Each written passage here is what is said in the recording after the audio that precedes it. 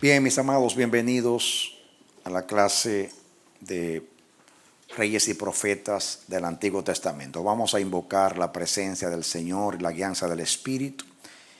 Oremos. Padre, en el nombre bendito de Jesús, gracias por estar nuevamente aquí sentados aprendiendo de ti, de la palabra que hablaste a través de tus santos profetas por el Espíritu Santo.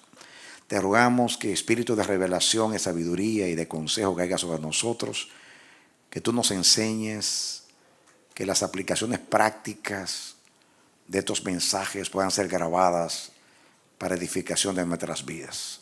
Ayúdanos a ser sensibles al Espíritu Santo y que el conocimiento no sea para jactarnos, sino para nosotros sacar provecho y bendecir a los demás. En el nombre de Jesús. Amén. Vamos a continuar estudiando el libro de Oseas y vamos a leer el capítulo 1, versículo 1, para que miremos la introducción del profeta. Dice: palabra de Jehová que vino a Oseas, hijo de Beeri, en los días de Usías, Jotam, Acaz y Ezequías, reyes de Judá, y en días de Jeroboam, hijo de Joás, rey de Israel. Ese Jeroboam es Jeroboam segundo, que también ya hemos estudiado que Amós profetizó en el mismo tiempo, y Jonás. Paternidad y fecha de Oseas. Excepto por lo que se puede espigar del mismo texto, no se sabe nada acerca de Oseas. Probablemente procedía del reino del norte, por cuanto hay muchas menciones geográficas en el mensaje. 4:15, 5:1 y 6:8 del mismo libro. Su ministerio queda claramente datado por los reinos de 4 reyes del sur: Usías, Jotam, Acaz y Ezequías, y Jeroboam II del norte en el 1:1. Una fecha razonable para esta profecía sería el 750. Propósito de Oseas. Esta profecía fue la última voz de Dios al reino del norte, o sea, Israel, antes de su destrucción. Fue un intento en gracia de rescatar a personas individuales de entre la nación sentenciada. Este mensaje de juicio fue cumplido al cabo de pocos días. Seguimos. Consideraciones especiales acerca de Oseas. Oseas llama reino del norte por varios nombres: Israel, Efraín y Samaria. Ahí están los textos. Israel, naturalmente, es la designación usual. Samaria era la capital del reino del norte y su nombre simbolizaba a toda la nación. Efraín se usa porque la tribu con este nombre era la más poderosa de las tribus en el reino del norte. Oseas no ejerció su ministerio en tiempos placenteros. Israel estaba en una situación espiritual y moral tan mala que no tenía parangón. Y políticamente no estaba mejor. Después de la muerte de Jeroboam II, los asesinatos y las intrigas fueron cosa común en la política de Israel. De los últimos 6 reyes en el trono, solo uno murió de muerte natural en el cargo. Segunda de Reyes 15, del 10 al 30. Moral y espiritualmente el pueblo estaba casi totalmente contaminado. Ahí hay una cita que él cita de otro autor que no la voy a leer ahora. La nación había degenerado moral y espiritualmente hasta el punto que eran muy parecidos a las naciones que Josué había expulsado de la tierra hacía muchos siglos. Eran igual que lo que Dios siempre trató de advertir y evitar, que adoptasen la cultura cananea. Eso fue lo que pasó. Y lo dicen los profetas, que eran iguales a los cananeos. Oseas fue enviado como el último profeta de Dios a esta situación corrompida. Durante un breve periodo de tiempo, es probable que Oseas ejerciera su ministerio de manera contemporánea a Amós en el norte y a Isaías y Miqueas en el sur, que mientras Amós y Oseas estaban profetizando en el norte, Isaías y Miqueas estaban en el sur. El resumen del libro lo vamos a dejar. Y yo voy a compartir con ustedes aquí estos datos acerca del... Presten atención, que ustedes no tienen esto. El profeta Oseas y su época. Todo lo que se conoce del profeta se deriva de las secciones autobiográficas del mismo libro. Al igual que Amós, su coetáneo, o sea, su contemporáneo, Oseas profetizó para el reino del norte, Israel, llamado algunas veces Efraín, que era la tribu más numerosa. Mientras que Isaías y Miqueas profetizaban en el reino del sur, o sea, Judá. Prosperidad material y bancarrota espiritual caracterizaban la época del reinado de Jeroboam II, 782 a 753. Esto describe muy bien. Prosperidad material, bancarrota espiritual. Muy lindo, me suena eso. Y eso fue lo que dije hace un rato en el primer segmento, que cuando hay prosperidad económica hay decadencia espiritual. Así que eso me gusta mucho. Prosperidad económica, bancarrota espiritual. Muy bien. Cuando Oseas comenzó su ministerio, Segunda de Reyes 14, 23 al 17, 41, o sea, eso fue el tiempo de Jeroboam II.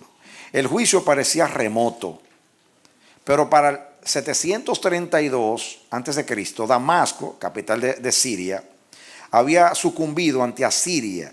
Y por el año 722, Samaria, la capital de Israel, fue capturada y sus habitantes fueron deportados.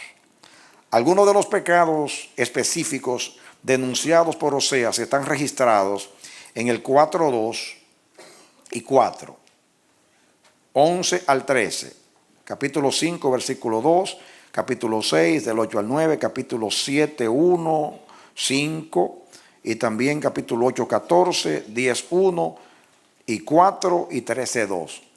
Ahí habla de los pecados de ese tiempo. Algo que nos trata acá, por eso estoy leyendo esto, es el matrimonio de Oseas. Acuérdense que Dios mandó a Oseas a casarse con una prostituta para representar la infidelidad de Israel como mujer, porque dice, tu marido es el santo de Israel. Siempre Dios ha ilustrado su relación con su pueblo, él como esposo, Israel y la iglesia como la mujer. Y Dios manda al profeta a casarse con una prostituta y amarla para que el profeta tuviera la vivencia de lo que es el dolor de vivir con una mujer infiel, para que de esa manera pudiera proclamar un mensaje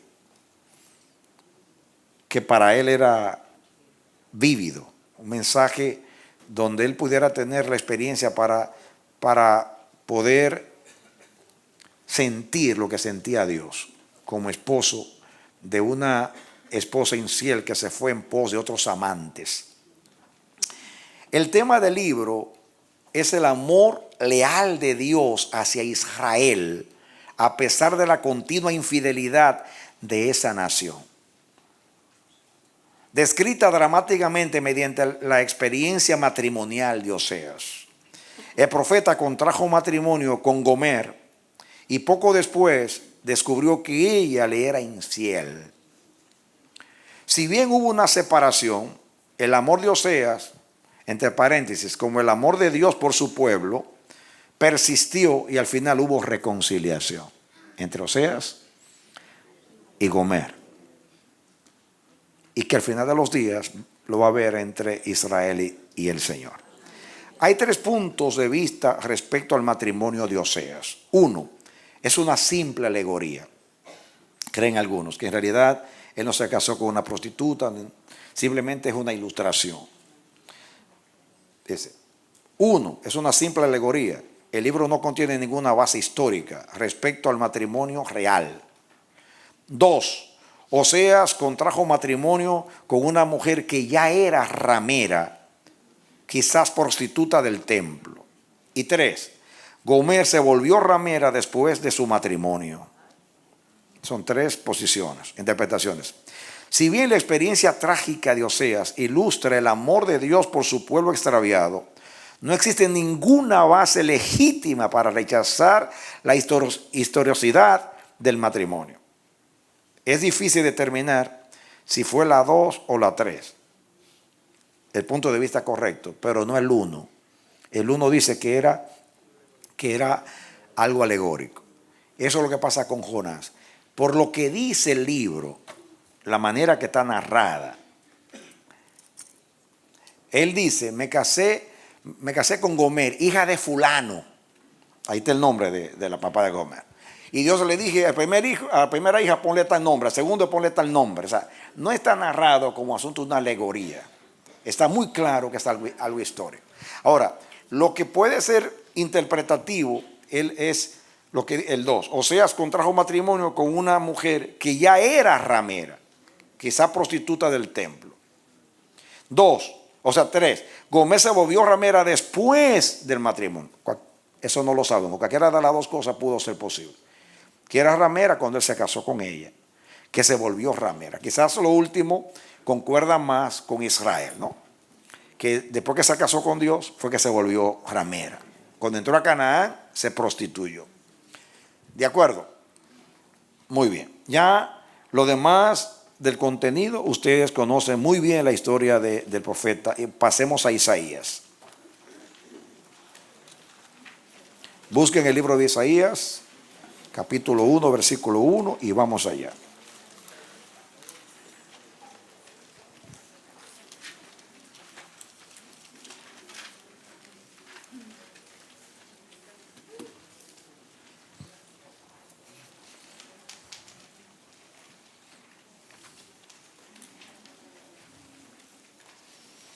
Muy bien.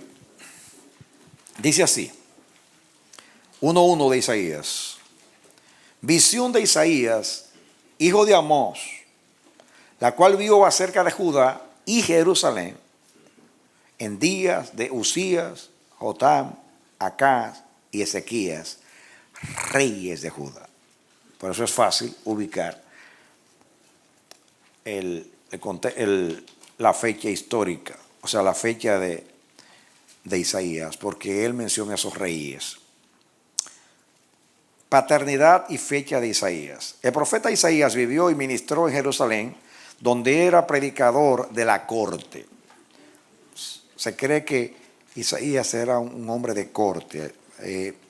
Creen que era familia de Usías. Por eso, capítulo 6:1 dice, cuando murió el rey Usías, yo vi a Jehová.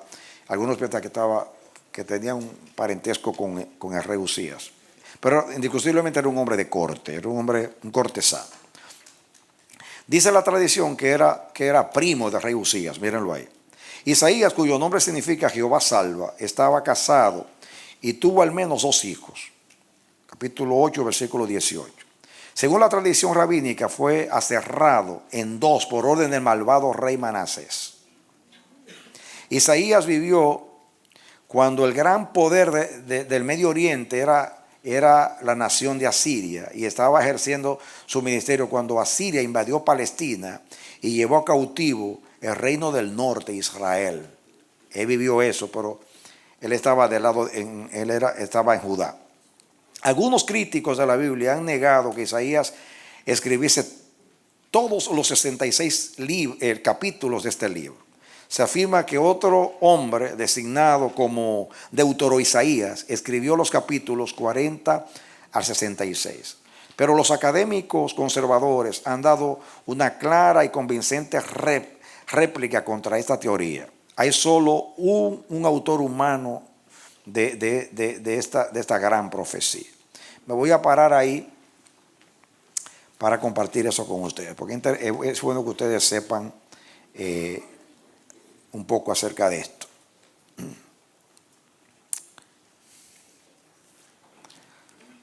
Voy a leer esto que ustedes no lo tienen acá. Dice, ha habido mucha polémica en cuanto a la autoría de los capítulos 40 al 66. En estos capítulos 40 a 46, Isaías habla de Babilonia y habla de la cautividad y menciona a Ciro por su nombre.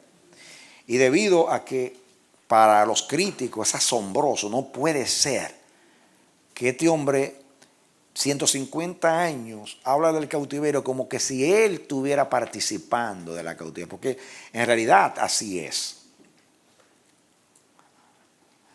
Pero fíjense, todo lo que es milagroso, sobrenatural, ahí es que está la duda.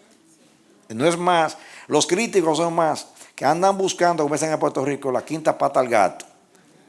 Y buscan argumentos para negar todo lo que es milagroso. Y no es que no tienen sus análisis, sus lógicas. Ellos, si no las hay, las encuentran. Porque son expertos analizando las cosas. Algunos atribuyen esa sección a un supuesto Deutero-Isaías, se le llama, Deutero-Isaías. Recuerden que Deuteronomio es una repetición, ¿no? Como una repetición. Que vivió en el año 540 antes de Cristo. Imagínense ustedes. Lo está poniendo en tiempo casi cuando termina la cautividad babilónica. Después del cautiverio, o sea, después del cautiverio babilónico, entre paréntesis, otros ven un trito Isaías, o sea, un tercer Isaías. Que inclusive no fueron dos, sino tres que escribieron el libro. Que escribió los capítulos del 56 hasta el 66. Todavía hay otros que ven interpolaciones y composiciones editoriales que se añadieron al texto en el siglo I antes de Cristo. Oigan esto. Una teoría difícil de mantener si se tiene en cuenta el hallazgo de manuscritos de Isaías en Qumrán, fechado en el siglo II antes de Cristo. En los rollos del Mar Muerto, que fueron unos rollos que aparecieron en 1948, que fue uno de los hallazgos arqueológicos más importantes de la historia, aparecen en una cueva, aparecieron muchos rollos del Antiguo Testamento. Y aparece el libro de Isaías completo. Si el libro de Isaías estaba completo, y en el siglo II, que se cree que en el 100 y algo, ahí fue que aparece, que datan estos manuscritos. Es imposible lo que dijo este último, que fue en el siglo I. Ya estaba Isaías, ahí aparecen copias de Isaías completas, los 66 capítulos. Es imposible que fuera en ese tiempo, porque existía el libro completo. Seguimos. Esas sugerencias pretenden eliminar el elemento sobrenatural necesario en la profecía predictiva, o sea, que predice el futuro. De ahí que el cautiverio en Babilonia y la restauración bajo un rey persa, entre paréntesis, con la mención específica de Ciro, no son considerados como predicciones hechas 150 años antes de que sucediesen esos acontecimientos, sino como hechos registrados después de haber sucedido. O sea, siempre negando lo milagroso. Pero incluso si se aceptara esa conclusión, eso no cancelaría la profecía predictiva. El nombre del rey Josías, oigan esto, ustedes saben esto, el nombre del rey Josías fue predicho por un profeta 3 siglos antes de su época. Primera de Reyes 13:2. Ese profeta que fue allá al altar de Jeroboam, que él profetizó en el altar de Betel, profetizó y dijo, 300 años antes, y aquí se va a levantar un rey en Israel llamado Josías, y él destruirá este altar.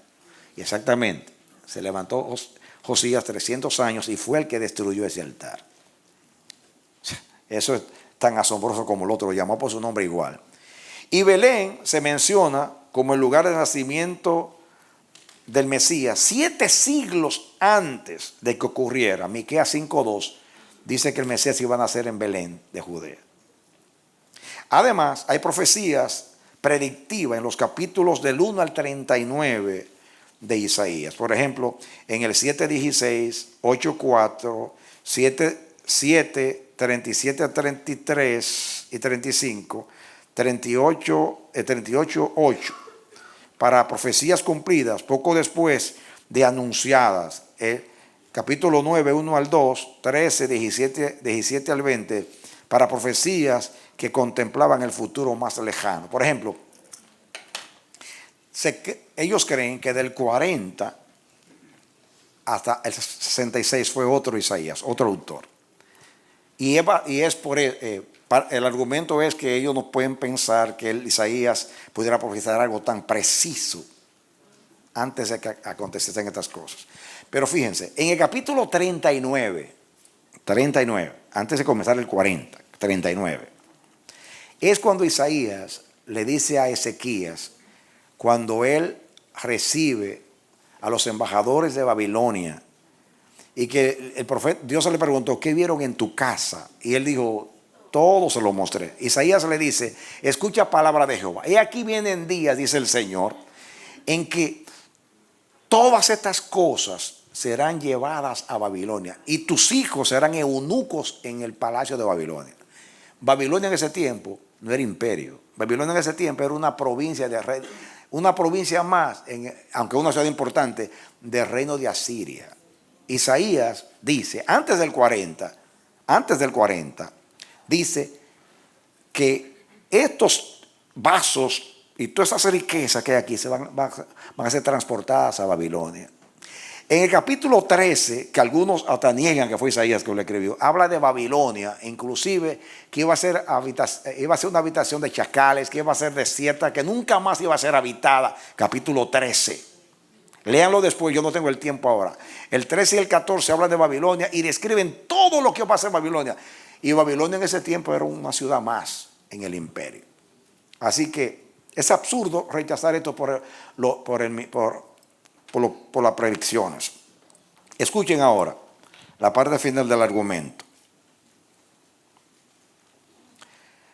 Sí, entre paréntesis, entre comillas, Deutero Isaías vivió en Babilonia, o sea, el segundo autor vivió en Babilonia, como afirman algunos, demostró un conocimiento pobre de la geografía de Babilonia, pero una compenetración sobresaliente de Palestina, como dice en el 18:19, 43:14, 44:14 de Isaías. En otras palabras, por lo que dice el libro, el autor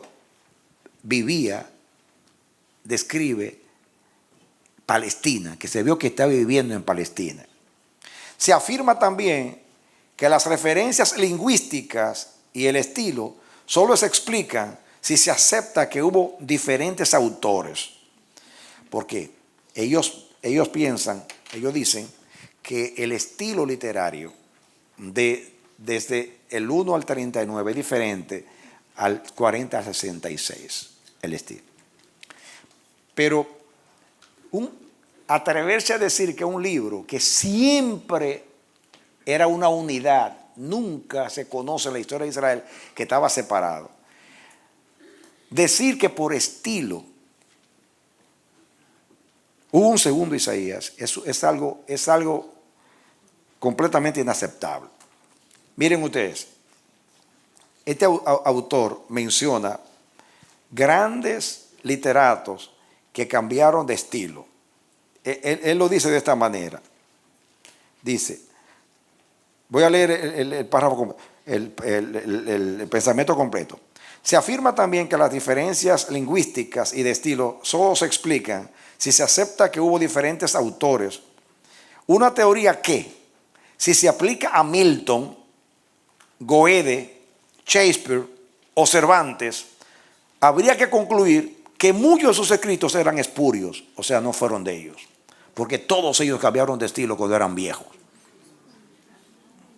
Está hablando de clásicos. Por el contrario, se pueden señalar, escuchen, 40 a 50 oraciones y frases que aparecen en ambas secciones del libro y que, por lo tanto, arguyen en favor de un solo autor. Por ejemplo, capítulo 1, versículo 30, usted lo puede comparar con el 30:15. Vamos a leer esos textos, a ver, para compararlo. Fíjense, van a ver esto. Yo no sé en realidad, porque esto no lo leí, se me ocurrió leerlo ahora. Escuchen. Isaías, hay una expresión de Isaías refiriéndose a Dios que es muy común: el Santo de Israel. Y yo me puse a mirar, busquen una concordancia, la palabra el Santo de Israel, y verán del 1 al 39 y del 40 al 66, y ven que en ambos lados usa mucho, ahí hay que hacer 40 o 50 expresiones que se repiten en ambos lados, para mostrar que era el mismo estilo, aunque puede variar en otras cosas, naturalmente, porque un autor madura, pues también cambia de estilo. Uno va creciendo intelectualmente, uno va creciendo en verbos, en expresiones, uno va adoptando expresiones. Así que eso no es un argumento concluyente o válido. Miren, pensemos, comparemos el 1:20 de Isaías con el 45. A ver, 1:20. Dice: y si no quisisteis y fuereis rebeldes, seréis consumidos a espada, porque la boca de Jehová lo ha dicho. Vamos a leer el 45. A ver. Y se manifestará la gloria de Jehová y toda carne juntamente la verá, porque la boca de Jehová lo ha hablado. Fíjense, es una misma expresión. El 58:14.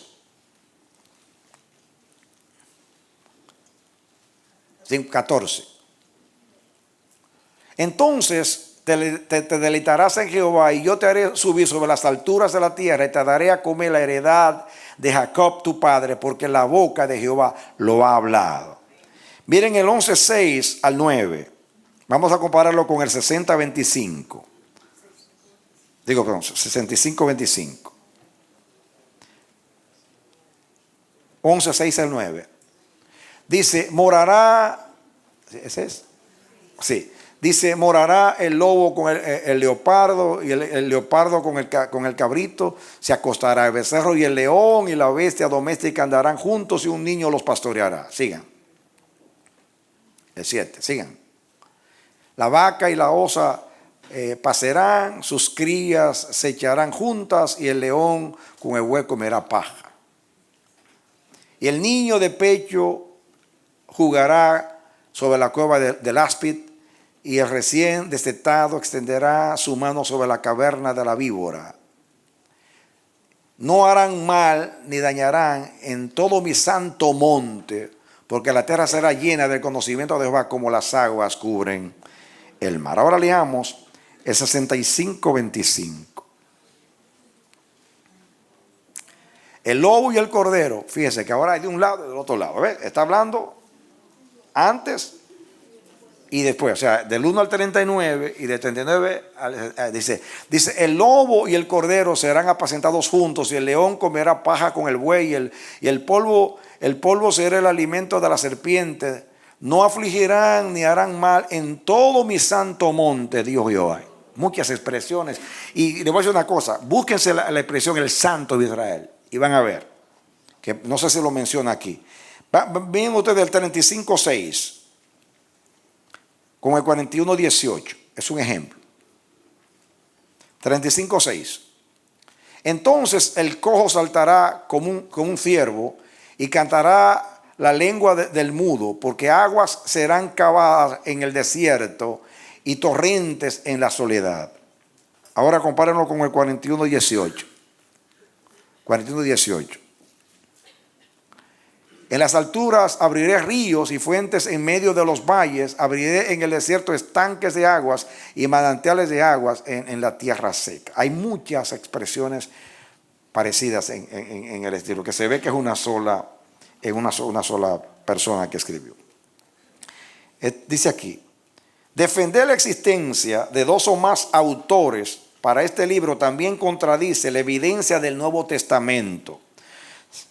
Citas tomadas de los capítulos 40 al 66 se encuentran en Mateo 3:3, 12, 17 al 21, Lucas 3, 4 al 6, Hechos 8, 28, Romanos 10, 16 y 20, y todas se atribuyen a Isaías.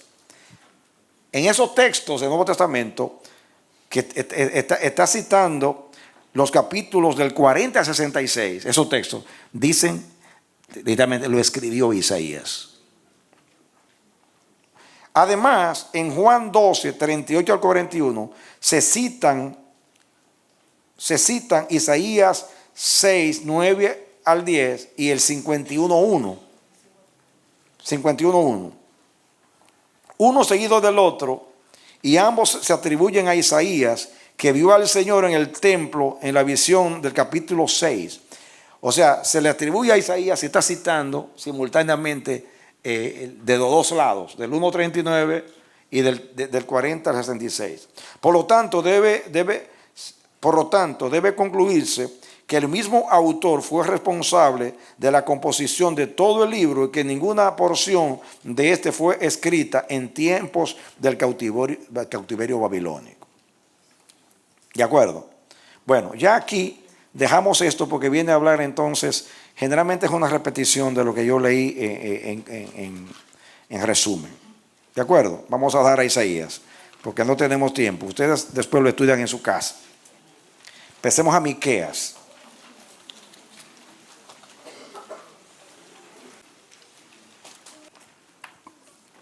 Muy bien, vamos a leer el 1.1.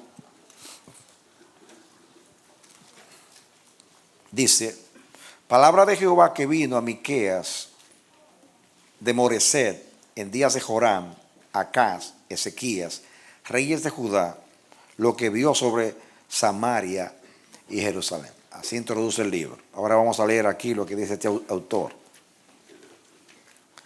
Introducción a Miqueas, paternidad y fecha de Miqueas. Miqueas procedía de la población de Moreset, situada a unas 20 millas, unos 32 kilómetros al suroeste de Jerusalén. Su nombre significa, ¿quién es como Jehová? Miqueas data su ministerio en los reinados de 3 reyes del sur, Jotam, Acaz y Ezequías. Se asigna una fecha de 735 a.C. a este libro. Propósito de Miqueas. Miqueas fue enviado por Dios a llamar a Judá de vuelta a la rectitud práctica. En particular, denunció a los líderes de Judá por oprimir a los pobres y por usar de sus posiciones para su propio medro personal. Proclamó un mensaje de un juicio que se avecinaba sobre Judá. Este premonitorio mensaje iba junto a un mensaje de esperanza que se centraba en el Mesías venidero. Pasemos a las consideraciones especiales acerca de Miqueas. Miqueas tuvo un mensaje tanto para el reino del norte como para el reino del sur. Ahí lo menciona en el 1.1. Habla de Jerusalén y Samaria, las dos capitales, tanto del norte como del sur. Quiere decir que él estuvo profetizando a ambos lados. Pero queda claro por el contenido del libro mismo que el ministerio de Miqueas se centró casi exclusivamente en el sur, en la ciudad de Jerusalén. Aunque habló para los dos reinos, se concentró en el sur. El ministerio de Miqueas fue contemporáneo con al menos dos otros profetas redactores. En el reino del norte, Oseas estaba ilustrando y predicando el amor del Señor, mientras que en el reino del sur, Isaías estaba predicando en la corte. Así es indudable que Miqueas tuvo un importante papel en influenciar a Ezequías para con el Señor. Así que dice que él vivió en el tiempo del avivamiento de Ezequías, como Isaías, de la misma manera. Ahí habla de resumen del libro. No me voy a detener en eso porque ahí es lo que habla del contenido. Ustedes lo pueden leer cuando lean el libro. Ustedes lo leyeron ya. Sí, déjame ver si aquí consigo alguna información que sea útil para ustedes.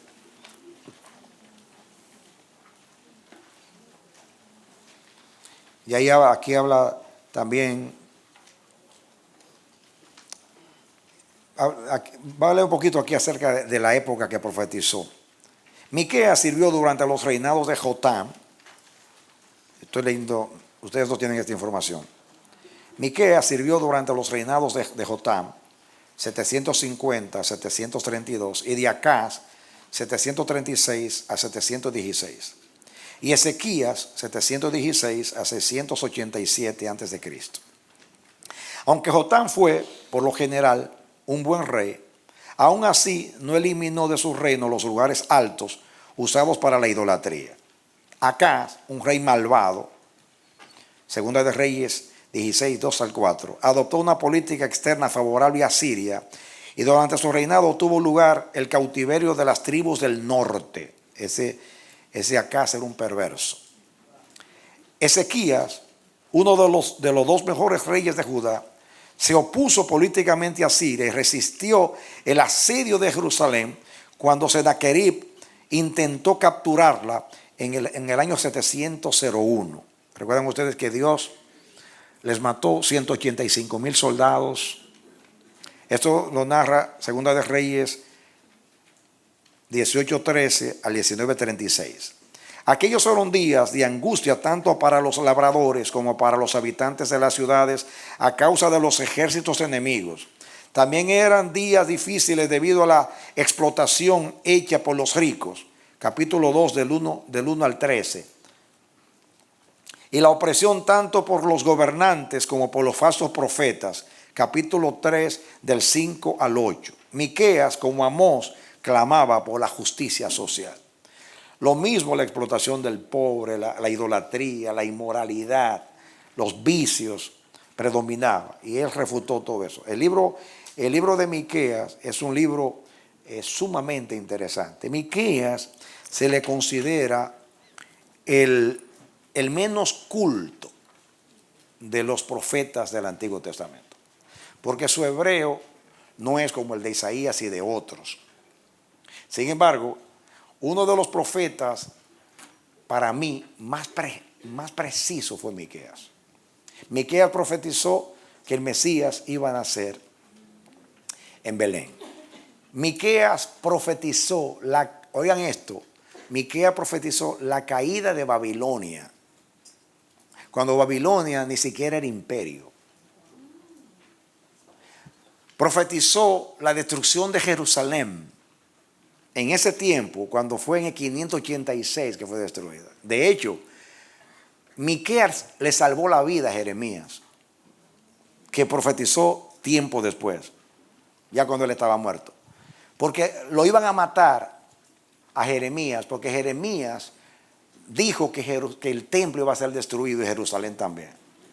Y cuando lo tenían en el calabozo para matarlo, alguien se levantó y dijo, pero Miqueas dijo que Jerusalén iba a ser arrasada. Y le salvó la vida al profeta. Aquí dice el contenido. 3 citas importantes tomadas de Miqueas aparecen en otros libros de la Biblia. Una de ellas salvó la vida del profeta Jeremías. Vamos a leer a Jeremías 26, 18.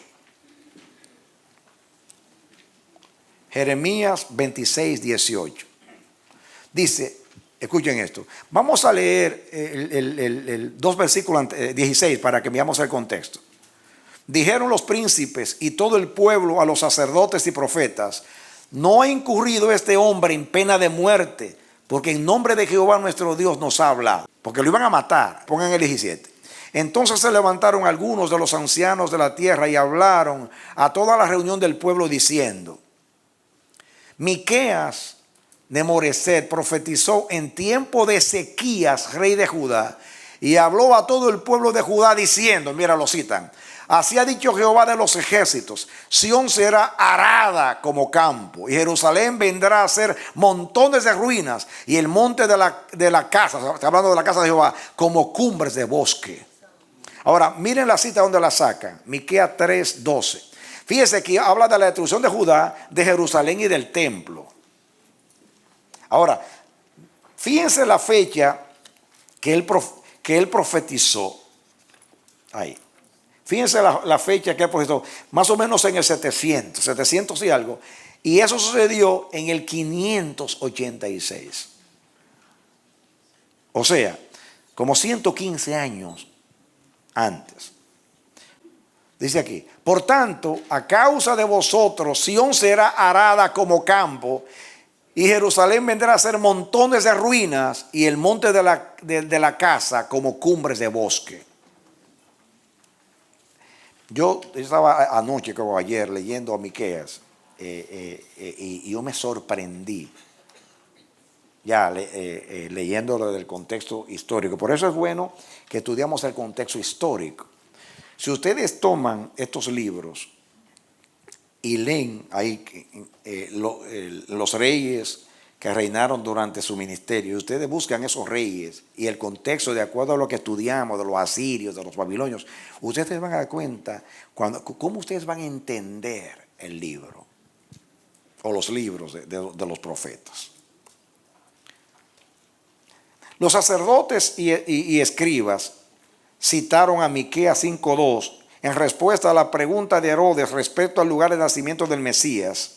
Mateo 2:5-6. Cuando los magos llegaron ahí a decir que había nacido un rey, Herodes llamó a los fariseos y les preguntó ¿dónde iba a nacer el Mesías? Ellos citaron a Miqueas 5:2, que dice: mas tú, Belén, Efrata, pequeña para ser entre los millares de Judá, de ti me saldrá el que será Señor de Israel, cuya salida es desde los días de la eternidad. Mira, pero tú, Belén, Efrata, pequeña para estar entre las familias de Judá, de ti me saldrá el que será Señor de Israel, y sus salidas son desde el principio, desde los días de la eternidad. Quiere decir que dice que el Mesías era eterno. Eso era demasiado, hermano.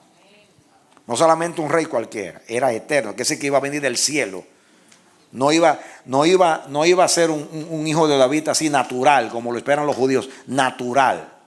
La diferencia en la manera que los judíos esperan un Mesías, nunca Israel está esperando un Mesías divino, nunca. Están esperando un descendiente de la casa de David, que naturalmente iba a ser ungido, libertador y todas esas cosas, pero eterno en el sentido que vino del cielo una encarnación, jamás. Y eso es lo que, cuando se habla del Mesías en el Antiguo Testamento, habla de eso, que sus años no tendrán fin. Aún en Isaías 53, cuando habla del siervo sufriente, que como cordero fue llevado a matadero, delante de sus trasquiladores se enmudeció, no abrió su boca. Al final dice que él verá largos días, hablando de eternidad. Muy bien, dejemos a Miqueas porque no tenemos tiempo y vamos ahora a pasar al grupo 2.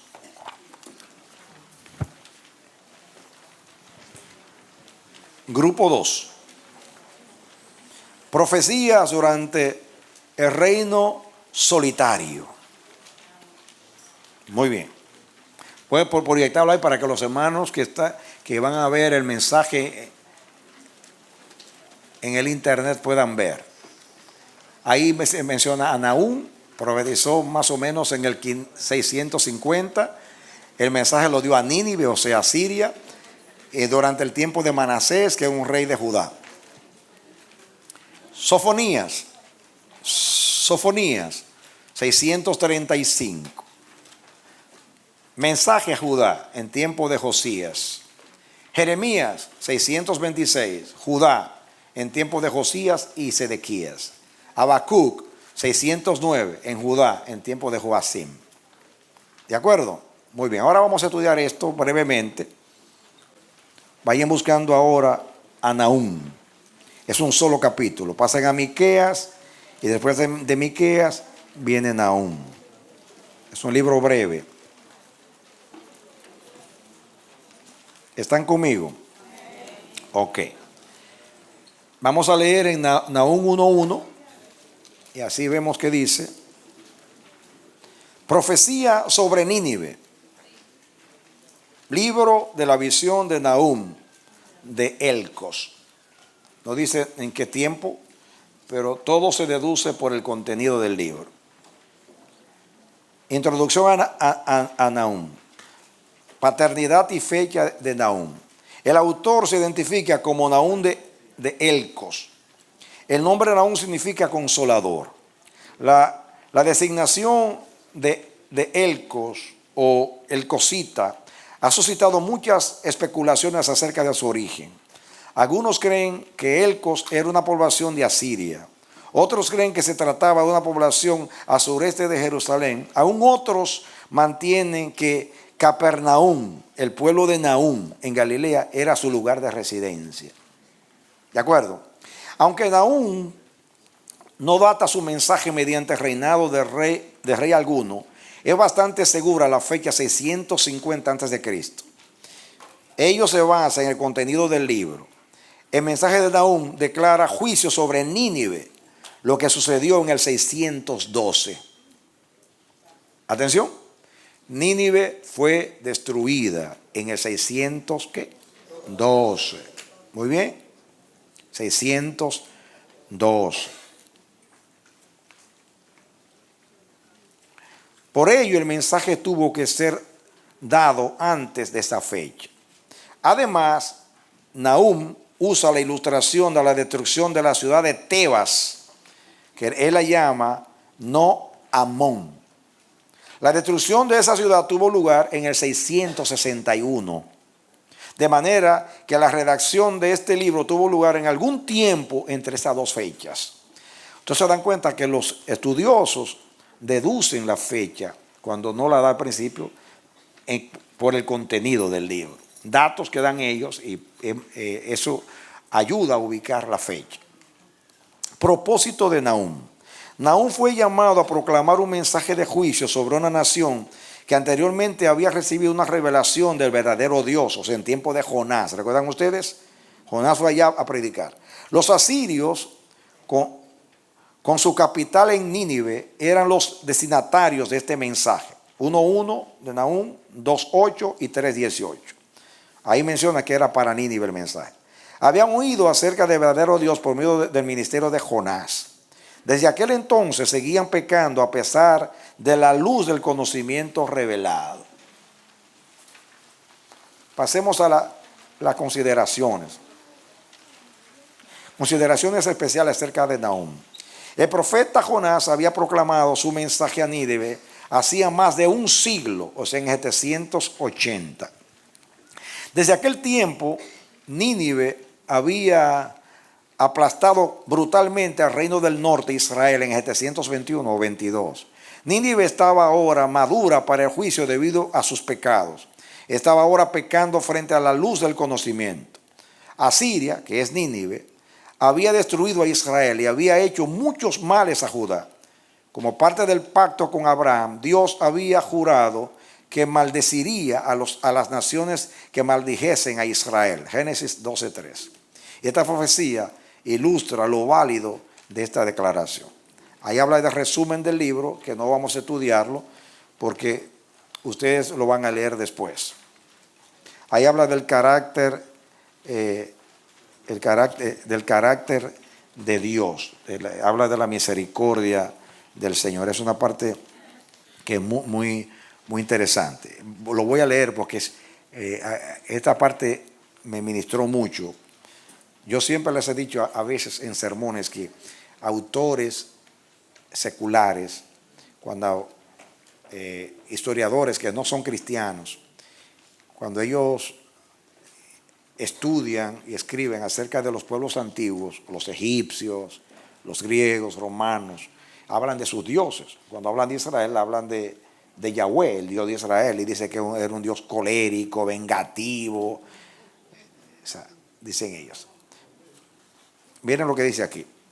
Para muchos, el Dios del Antiguo Testamento es colérico, impulsivo y siempre juzgando o amenazando con juicios. Tales personas señalan a cuánta de semejanza entre el Señor Jesús y ese Dios. O sea, cuando comparan el Dios del Antiguo Testamento con Jesús, no puede ser que sea el mismo. Pero esta perspectiva acerca de Dios es totalmente falsa. Pero en realidad, si usted compara a Jesús, no hubo profeta que fuera más duro que Jesús. Ningún profeta habló como habló Jesús de juicio. Ningún profeta. Pues Jesús que habla de los fariseos, es terrible el lenguaje. Al rey le dice la zorra a Herodes. A los hipócritas le dice a los fariseos, ay de vosotros, y un lenguaje terrible. Muy fuerte el lenguaje de Jesús. Y cogió el látigo y acabó con medio mundo. Y Jesús habló Así como habló de vida eterna y de amor, habló también de la condenación. Habló del infierno como nadie y de lo que va a pasar a los malos. Ningún profeta habló así. Esto no es un asunto que Dios se lo va a destruir una ciudad y que lo va a llevar a cautividad. Aquí está hablando de que los va a quemar en el infierno. O sea, pero ¿cómo habla del amor también? Es que Dios a los malos que no se quieren arrepentir, hay un juicio. Porque el Dios de Israel es el juez de toda la tierra. Y el juez tiene que hacer justicia.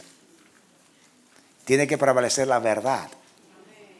Y para él guardar su reino tiene que destruir todo lo que es pecado y maldad. Por eso mató a los cananeos, para poder salvar a Israel y así poder cumplir su propósito en la tierra. Dice la Biblia que Dios no entristece o aflige innecesariamente a los hijos de los hombres. La traducción es que Dios, oigan bien, dice Lamentaciones, Dios no aflige o entristece voluntariamente a los hijos de los hombres. O sea, Él no quiere hacerlo. Cuando lo hace es porque es absolutamente necesario.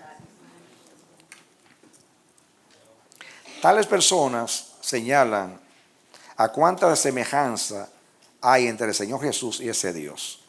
Pero esta perspectiva acerca de Dios es totalmente falsa. El carácter de Dios, tanto si se descubre en el Antiguo como en el Nuevo Testamento, es precisamente lo contrario. Dios reveló, pasó la página.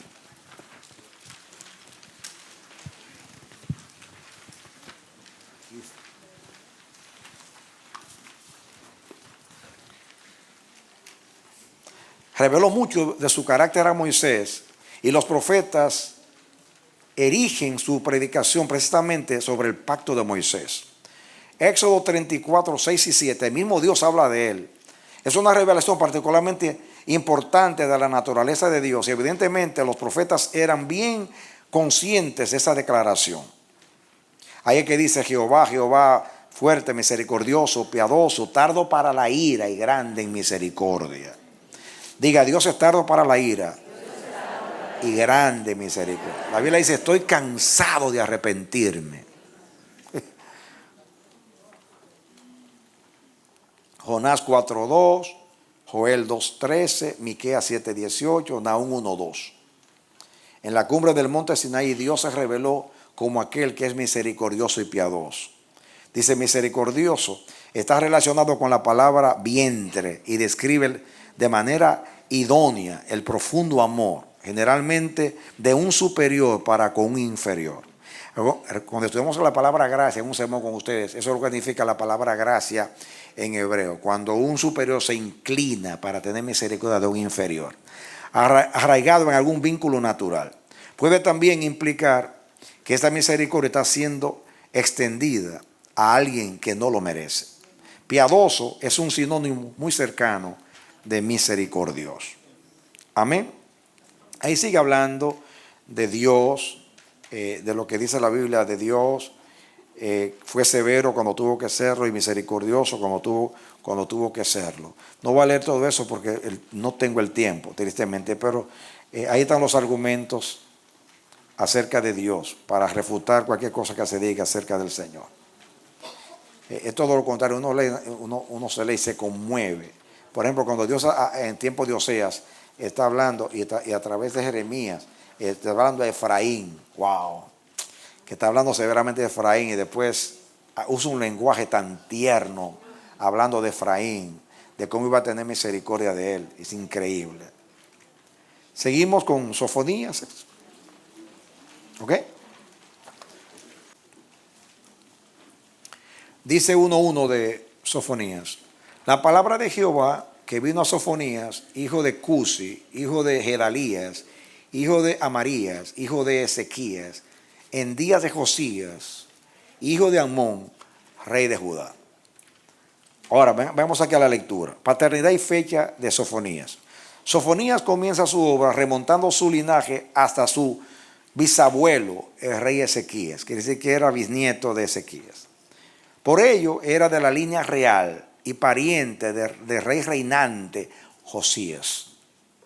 Tuvo en el tiempo de Josías cuando el avivamiento. data su profecía durante los días del rey Josías, lo que situaría su tiempo de ministerio alrededor del 635 antes de Cristo. Sofonías fue suscitado por Dios para ayudar al piadoso rey Josías en su intento de hacer volver a Judá a Dios, después del avivamiento de Josías. El mensaje de Sofonías reveló, sin embargo, que era ya demasiado tarde para la nación de Judá. Se avecinaba el juicio, aunque algunos individuos podrían aún ser salvos. Acuérdense que él profetizó en el 635. Fue contemporáneo de Jeremías. Bajen ahí, en el 612, poquito, fue destruida Nínive. Entra en escena Nabopolassar, que fue el que destruyó a Nínive con una alianza que tenía con los medos. ¿Recuerdan? Después él murió peleando con Egipto, muere, no en la batalla, pero en ese tiempo que peleaba con Egipto, y Nabucodonosor, su hijo, tomó el poder en el 605 o 6 y ahí invade a Judá 3 veces. 605, 597 y destruye en el 586. Fíjense, esto le ayuda a ustedes a ubicar Josías. Ahora, hay algo de Josías que quiero por el Espíritu compartir con ustedes aquí. Denme su atención. Josías, estoy hablando ahora de Josías, no Sofonía, no me estoy equivocando, del rey Josías, que fue contemporáneo de él y pariente, ¿ok? Era pariente, porque él era bisnieto de Ezequías, era pariente. Escuchen.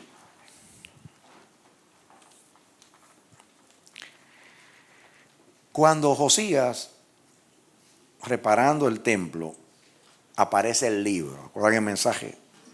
Cuando apareció el libro, él se humilla delante del Señor. Grandemente se humilla. Y manda a que se consulte.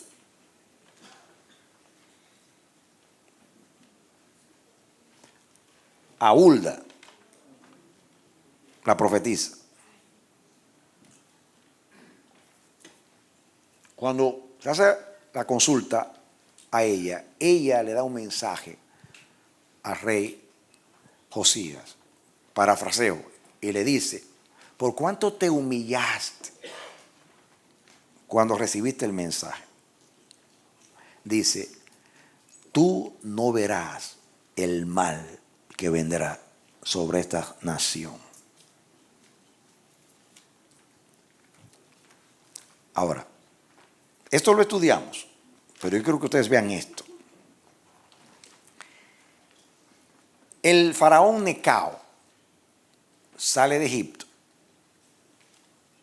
a pelear para defender a Siria, porque ellos pertenecían a Siria, y sale a pelear en Carquemis. Sale a pelear para defender a Siria contra Babilonia. Y Josías se siente amenazado y sale a pelear con Necao. Necao le dice: mi problema no es contigo, échate a un lado. Dios me ha dicho que venga acá.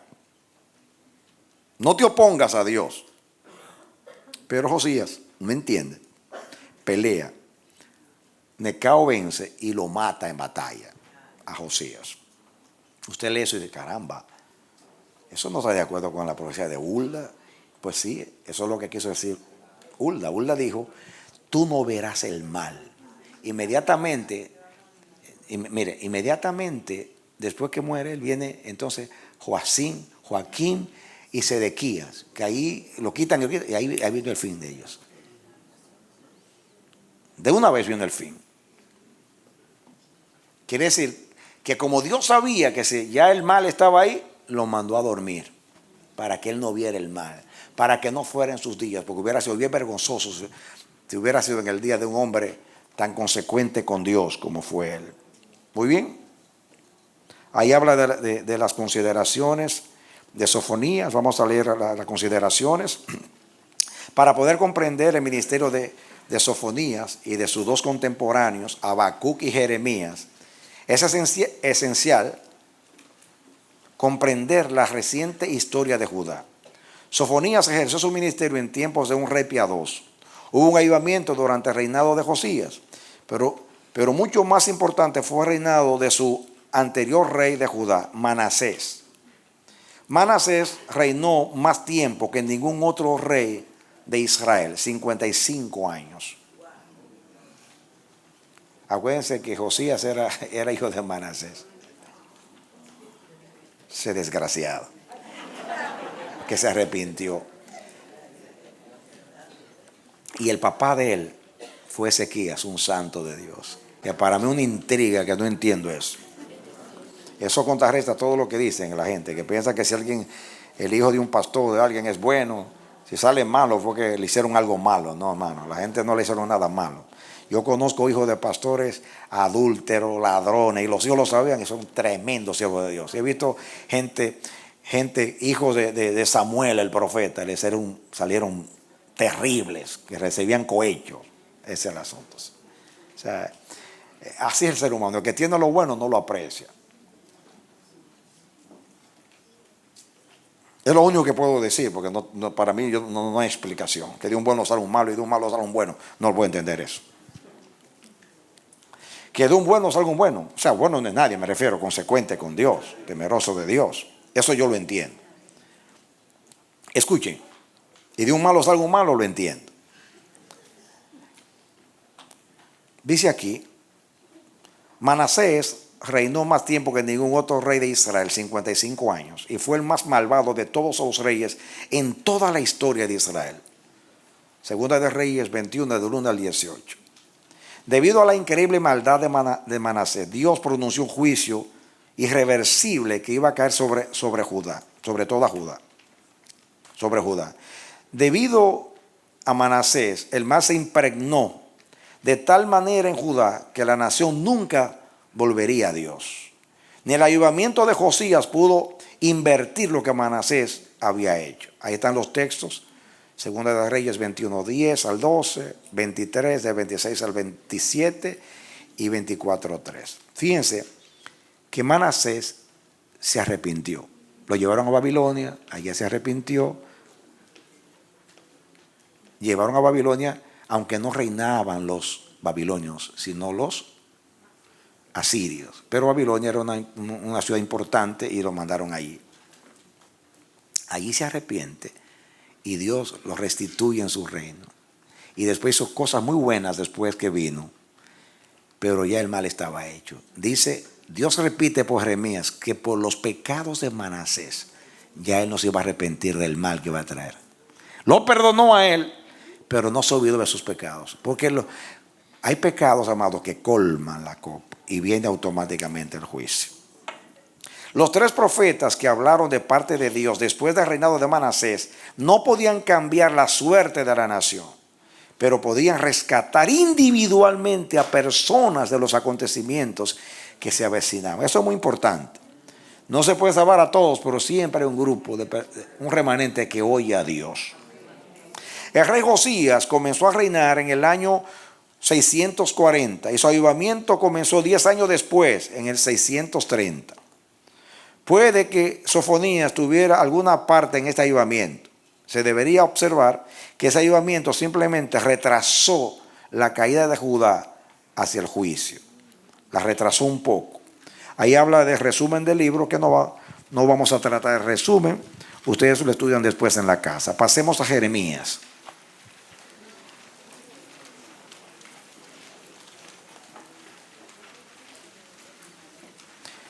De Jeremías no hay que comentar mucho porque es un profeta muy conocido, pero vamos a decir lo básico de él.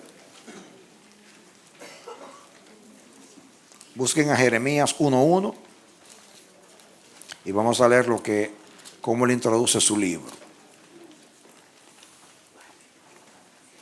¿Están conmigo? Dice, las palabras de Jeremías, estoy leyendo a Jeremías 1:1. Las palabras de Jeremías, hijo de Hilcías, de los sacerdotes que estuvieron en Anatot, en tierra de Benjamín.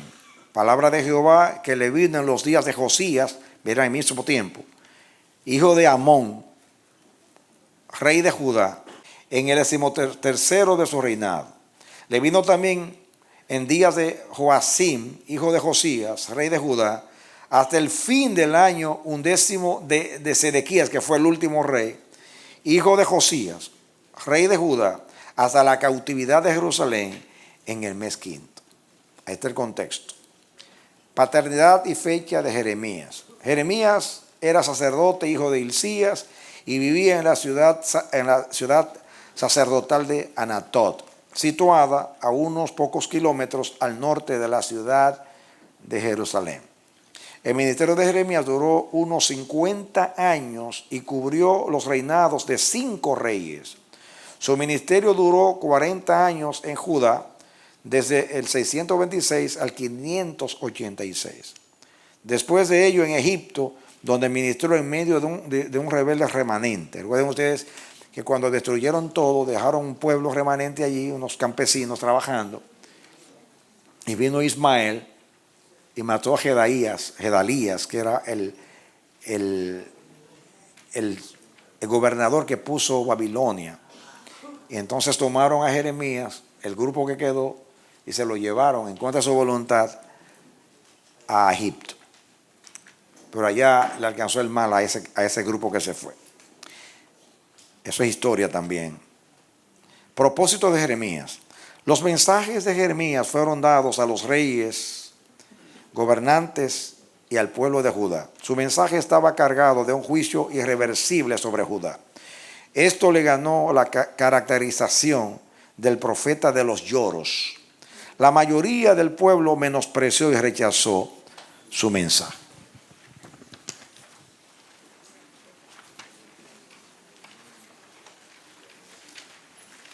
Muy bien, pasemos ahora a las consideraciones especiales acerca de Jeremías. El trasfondo histórico de Jeremías se encuentra en Segunda de Reyes, los capítulos 21 al 25.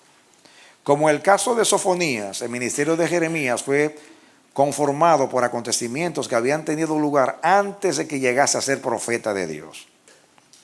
Acuérdense que Dios le dijo: desde el vientre de tu madre te conocí y te puse como profeta para las naciones. La total maldad del reinado de Manasés había sentenciado al reino de Judá. Jeremías no tenía esperanza alguna para el arrepentimiento de la nación. Sin embargo, intentó liberar a algunos del juicio y preservar a Jerusalén de sufrir la horrible destrucción que finalmente sucedió.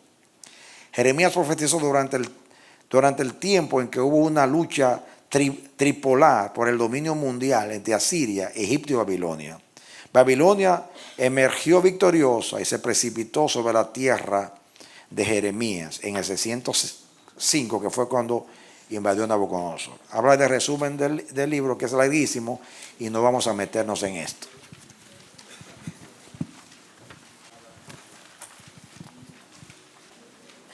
Muy bien. Entremos a Habacuc. Busquen ahí a Habacuc, vayan otra vez a los profetas. Después de Nahum está Habacuc.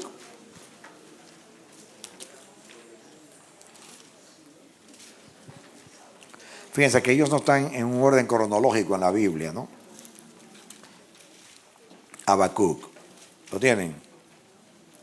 ¿Ya lo encontraron? No es fácil encontrar a Habacuc. Porque está después de Nahum, y Nahum tiene un capítulo. Vamos a leer el 1:1. La profecía que vio el profeta Habacuc. No dice más nada. ¿Ok? Paternidad.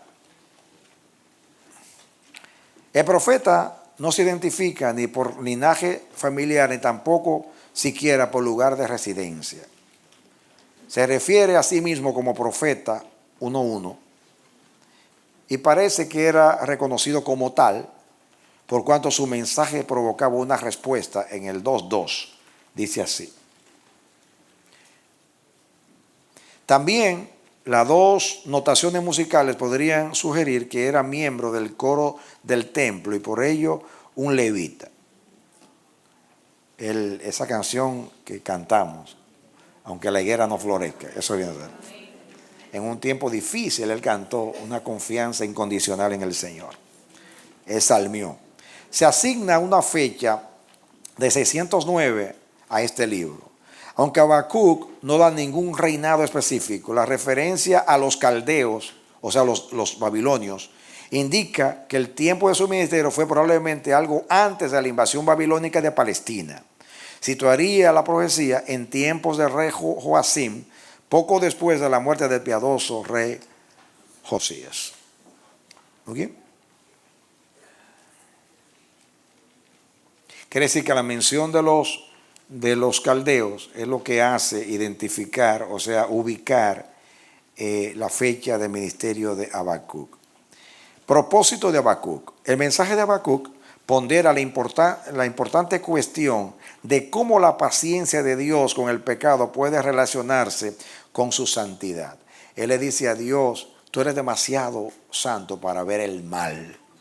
Y hace preguntas a Dios acerca de la visión, acerca de cuándo acontecerá esto, y Dios le contesta hermosamente acerca de la visión. Por ejemplo, miren el capítulo 2. Miren lo que dice el 1:17, que dice, vaciará por eso su red y no tendrá piedad de aniquilar naciones continuamente. Entonces, a la pregunta del profeta, el problema, él presenta varios problemas a Dios y Dios le da respuesta. Me da pena no estudiar este libro, es muy bonito. El segundo problema aparece desde el versículo 12 en adelante. Dice, ¿no eres tú desde el principio, oh Jehová, Dios mío, santo mío? Y ahí le hace una pregunta, le presenta a Dios su intranquilidad. Y Dios le responde en el 2:1 en adelante, sobre mi guarda estaré y sobre la fortaleza firmaré el pie y velaré para ver lo que se me dirá. ¿Y qué he de responder tocante a mi queja? Le dice a Dios. Ahora dice, y Jehová me respondió y dijo, escribe la visión y declárala en tablas para que corra el que leyere en ella. Aunque la visión tardará aún por un tiempo, más se apresura hacia el fin.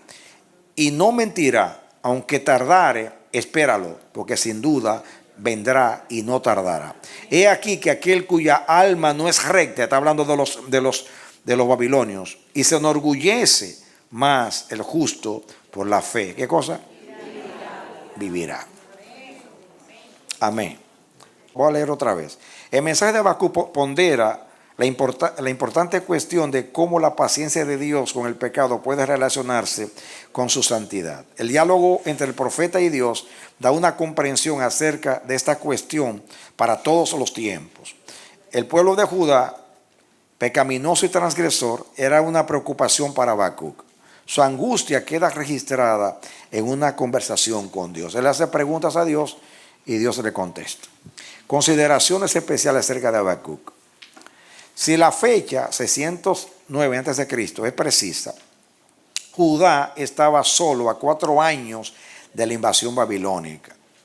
El imperio babilónico estaba ascendiendo, habiendo tomado la capital asiria de Nínive, cumpliéndose así la profecía de Nahum. En el 605 a.C. los babilonios iban a derrotar a los egipcios y asirios en la batalla de Carquemes. ¿Recuerdan ustedes? A partir de entonces se lanzarían hacia el sur y tomarían Jerusalén. El tiempo ya casi se había agotado para el reino del sur, o sea, Judá. Se debe recordar que el reinado del malvado Manasés había hecho emprender a Judá el camino descendente hacia el cautiverio. Ahí habla de resumen del libro que no tenemos el tiempo para tratar. Terminamos aquí y entramos al grupo 3.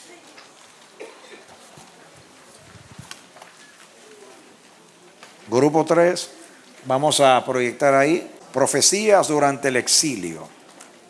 Durante el exilio se refiere a los 70 años que Judá estuvo en Babilonia. ¿Me están conmigo? En el exilio, Daniel y Ezequiel estaban en el exilio porque Daniel fue transportado en la primera invasión y Ezequiel se cree en la segunda. Ellos estaban allá cuando invadió la tercera vez Nabucodonosor y destruyó todo. Quiere decir que ellos son profetas del exilio. Estaban allá fuera de Jerusalén. Jeremías estaba de este lado, en Palestina. Ellos estaban en el exilio. Daniel, más o menos en el 605, que ese fue el año que él dice en su libro, que fue transportado. Mensaje, exiliados y gentiles en Babilonia, en tiempo de Nabucodonosor y también de Ciro.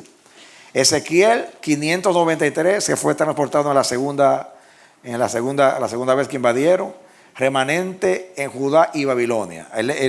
Su mensaje es a los de Babilonia que estaban allá y también a los que no habían sido transportados todavía, en tiempo de Nabucodonosor. Libro de Daniel.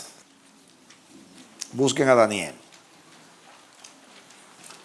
Después de Ezequiel está Daniel. Y Ezequiel es un libro fácil de encontrar porque tiene muchos capítulos. Sí, está después de Ezequiel. ¿Muy bien? Miren cómo comienza el libro. En el año tercero del reinado de Joacim, rey de Judá, vino Nabucodonosor, rey de Babilonia, a Jerusalén y la sitió. En ese tiempo él comienza su libro, que viene siendo en el año 605, que fue cuando invadió la primera vez. Ok, ahora entramos. En el libro de Daniel, ahora la paternidad, introducción a Daniel, vamos a leer, paternidad y fecha de Daniel. El libro de Daniel fue escrito por un cautivo judío, Daniel, que vivió en Babilonia desde el 605 hasta al menos 536. Este libro fue escrito probablemente hacia el final de este periodo de tiempo. Los críticos liberales, otra vez, van a ver lo que es en el libro de Daniel, porque quieren negar la profecía. Todo es negando lo sobrenatural, porque Daniel habla cosas terribles del futuro. Naturalmente, ellos toman eso y después buscan otras cositas para hacer dudar. Los críticos liberales han dispuesto la paternidad y la fecha de redacción del libro de Daniel, pretendiendo que fue escrito por un autor anónimo alrededor del 167 a.C.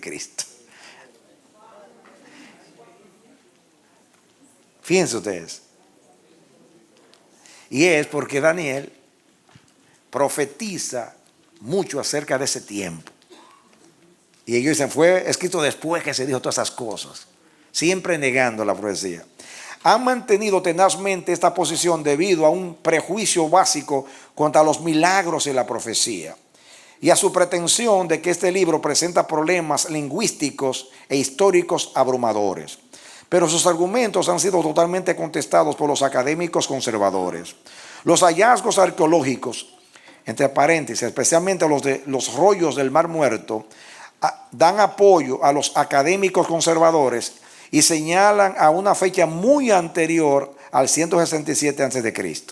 Y las observaciones suscitadas por los críticos liberales han sido cuidadosamente analizadas.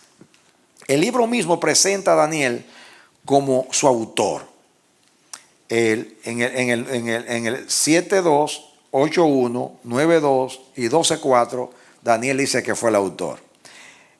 El importantísimo testimonio del Señor Jesucristo es que este libro fue escrito por el profeta Daniel. Jesús dijo 24:15, ¿lo quieren proyectar? Para mí lo que diga Jesús es lo que más importante, porque vino del cielo y lo sabe todo.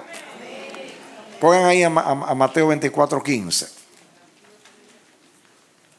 Mateo 24:15. Por tanto, cuando veáis en el lugar santo la abominación desoladora de que habló el profeta Daniel, el que le entienda. La historicidad de Daniel se encuentra, dobla la página, en su contemporáneo Ezequiel, que se refiere a él varias veces. Póngase a Ezequiel 14:14. Ahí rapidito. Ezequiel 14:14. Si estuviesen en medio de ella estos tres varones, Noé, Daniel y Job, ellos por su justicia librarían únicamente sus propias vidas, dice Jehová el Señor. Párense ahí. Los intérpretes conservadores entienden que ahí se refiere a Daniel, que vivió en su mismo tiempo, pero que tenía fama de ser un hombre sabio y entendido, y que era un tremendo intercesor. Hay otro Daniel en los libros apócrifos, o sea, que se sabe, o sea, un Daniel en la historia que también tiene fama de sabio, pero era un pagano, o sea, no era hebreo. Entonces, jamás me puede referir a él. ¿Ok? Así que indiscutiblemente se refiere a Daniel. Ok, otro texto, el versículo 20, lo dice otra vez, 14:20, rapidito. Si estuviesen en medio de ella Noé, Daniel y Job, ahora cambia. Vivo yo, dice Jehová el Señor, no librarían a hijo ni a hija. Ellos por su justicia librarían solamente sus propias vidas. El 28:3. He aquí que tú eres más sabio que Daniel. No hay secreto que te sea oculto. Párense ahí. No se puede referir a otro, porque Daniel tenía fama de ser alguien que descifraba sueños y arcanos y misterios. Y ahí le está hablando Ezequiel al rey de creo que de Babilonia, al rey de Tiro, y le dice: he aquí que tú eres más sabio que Daniel. No hay secreto que te sea oculto. Daniel tenía fama justamente de revelar secretos. Así que no se puede referir a otros, sino a Daniel, que ya tenía fama, aunque vivió en el tiempo de Ezequiel. Es decir, yo no sé cómo se puede refutar una cosa que inventan. Dice que no puede referirse a Daniel porque vivió en su tiempo. Claro que tenía fama el hombre de eso. Este libro afirma provenir de la era de Babilonia y de Medo-Persia. El mismo libro lo dice. O bien estas declaraciones son verdaderas, o todo el libro es fraudulento, cosa que sería imposible. Muy bien. Propósito de Daniel. Por cuanto Daniel vivió y ejerció su ministerio en la ciudad de Babilonia, se debe suponer que su audiencia principal eran los judíos del cautiverio. Pero el contenido del libro indica que todo Israel necesitaba conocer y aprender su profecía. Este libro habría alentado a Israel a revelar que Dios no había terminado sus tratos con ellos como nación. Dios tenía un orden de acontecimientos para el futuro e Israel tenía un puesto significativo en este programa. Consideraciones especiales acerca de Daniel. Nabucodonosor y los ejércitos de Babilonia llegaron a Jerusalén por primera vez en el 605 antes de Cristo. Daniel, que tenía unos 15 años, entonces fue llevado con un grupo selecto de cautivos a Babilonia. Vivió allí todo el resto de su vida, quizá hasta 530 antes de Cristo.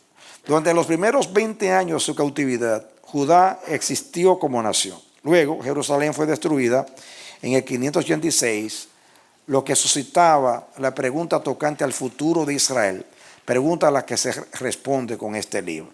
Acuérdense que cuando se cumplieron los 70 años, él se mete con Dios, capítulo 9, y hace una oración de intercesión poderosa, se humilla delante de Dios, confiesa los pecados, y ahí Dios comienza a revelarle entonces, porque él estaba inquieto sobre que ya se habían cumplido los 70 años, se estaban cumpliendo y que no pasaba nada. Y ahí que Dios le da todas las profecías que recibió después. Ustedes los leen ahí en el libro. Yo le quiero leer aquí la introducción de Daniel que hace este autor de mi Biblia. ¿Qué? Escuchen ahora, en cuanto a la fecha de Daniel. Escuchen esto, escuchen solamente. El primer ataque a la fecha tradicional de la composición de este libro, o sea que fue en el siglo VI, que es el tiempo que vivió Daniel, provino de Porfirio, que vivió en el 232 al 303 después de Cristo. Este Porfirio fue el primero que se le ocurrió decir que no fue Daniel que escribió el libro. un vigoroso oponente al cristianismo. Era un pagano que hizo una gran guerra contra el cristianismo, el cual afirmaba que este libro fue escrito por un judío anónimo que vivió en tiempos de Antíoco Epífanes, que reinó entre los años 175 al 163. Este Antíoco fue el que vivió en tiempos de los macabeos. Este fue el que es un tipo del anticristo. Él sacrificó una cerda, y ni siquiera fue un cerdo, una cerda, en el lugar santísimo. Los macabeos pelearon contra él y vencieron. Como Daniela describe ese tiempo de una manera asombrosa. Habla ahí de los seleucos, de los ptolomeos, la guerra entre Egipto y Siria, que eran pues la división del imperio de Alejandro. Y Daniel escribe increíblemente, y ellos no pueden entender que hable con tanta precisión, porque habla de los detalles de una manera increíble. Pero no estamos estudiando a Daniel. Este punto de vista fue ampliamente promovido por eruditos de los siglos XVIII y XIX, está hablando de nuestra era, por las razones siguientes. Se afirma que Daniel no pudo haber hecho esas predicciones, puesto que fueron correctamente cumplidas y por tanto no solo pudieron haber sido escritas después de ocurridos los hechos. Las palabras persas y griegas usadas en el libro no hubiesen sido conocidas por un autor judío en el siglo VI. Porque en el libro habla palabras arameas y de los persas. El idioma arameo usado desde los versículos 2:4 al 7:18, escrito en arameo. Entonces, ese es el argumento, pero es algo tonto, ahí lo va a explicar el autor, porque los persas estaban ahí, era el imperio que le estaba haciendo la guerra, en este caso, a Babilonia. Así eran, que eran muy conocidos, estaban en su apogeo. Y acuérdense que por lo que conocimos y estudiamos acerca de la historia, ustedes saben que los persas y los medos fueron sometidos, primeramente los asirios y después los de Babilonia. ¿Me entiendes? Es que eso era común, el asunto de conocer el asunto de los idiomas. Y Daniel, acuérdense que Daniel tuvo relación con el imperio persia, con Ciro, cuando llegaron allí a Babilonia. Así que, y Darío, que él menciona a Darío, que hablamos de ese Darío, que dejó Ciro allí a reinar cuando él conquistó Babilonia. Ahora, escuchen los argumentos de este hombre, que es un hombre que yo respeto mucho, como intérprete de la Biblia. Él dice aquí, las palabras persas y griegas usadas en el libro no hubieran sido conocidas por un autor judío en el siglo VI, o sea, Daniel. El idioma arameo usado en capítulo 2:4 al 7:28 fue escrito en arameo. Pertenece a una época posterior a la de Daniel, o sea, después. Y hay algunas supuestas inexactitudes históricas. En respuesta se observa que la profecía predictiva no solo es posible, sino que la que se espera es un verdadero profeta de Dios. Puesto que Daniel llegó a vivir dentro del período persa, debía saber palabras en ese idioma. No tiene nada de asombroso. La presencia de vocablos griegos es fácilmente explicable, puesto que un siglo antes de Daniel, mercenarios griegos servían en el ejército asirio bajo Esar-Adón, en que vivió en el 683. Es un rey de Asiria.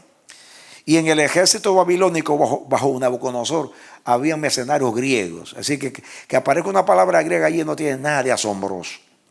Descubrimientos recientes de documentos arameos del siglo V han demostrado que el libro de Daniel fue escrito en una forma de arameo imperial, un dialecto oficial conocido en todo el Oriente Medio en aquella época.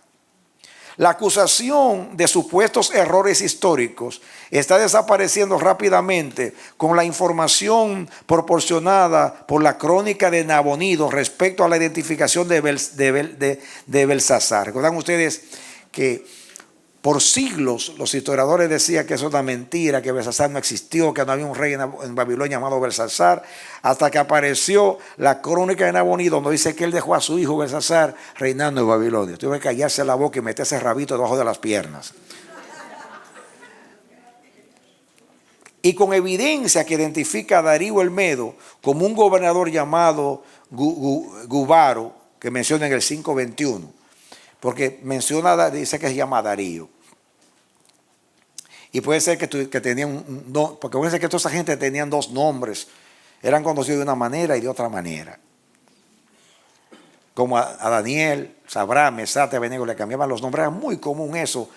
Hay reyes, ustedes lo vieron, que eran conocidos de un nombre y otros pueblos lo llamaban por otro nombre. Eso es algo muy común. Además, dice aquí, escuchen esta pregunta, además, ¿cómo puede el uso de solo unas pocas palabras griegas explicarse si el libro fue escrito hacia el año 170, o sea, en tiempo de Antíoco, cuando un gobierno de habla griega había controlado Palestina durante 160 años? ¿Cómo se puede explicar eso? Se esperaría la presencia de una extensa terminología griega, no algunas palabritas, sino muchas palabras griegas si fue tiempo de Antíoco. Si solamente son 2 o 3 palabras.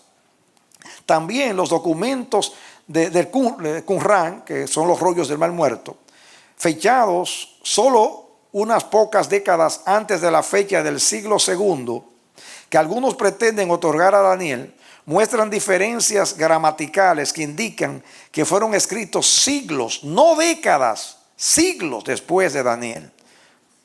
Añádase también el hecho de que los rollos de Daniel hallados en Qumran son copias, lo cual indica que fue escrito antes de la era de los macabeos. En otras palabras, si en tiempo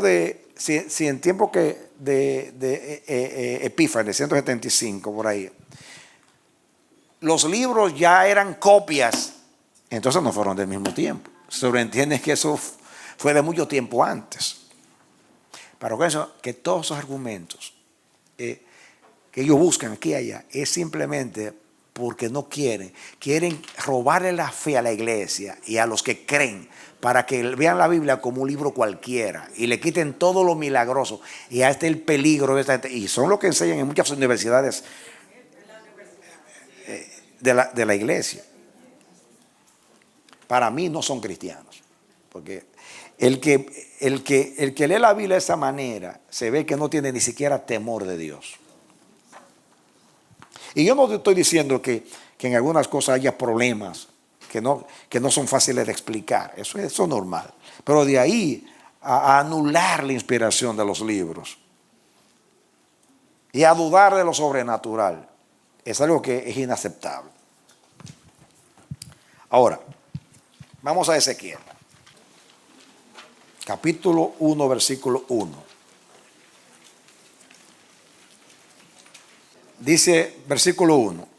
Aconteció en el año 30, en el mes cuarto, a los 5 días del mes, que estando yo en medio de los cautivos junto al río Quebar, los cielos se abrieron y vi visiones de Dios.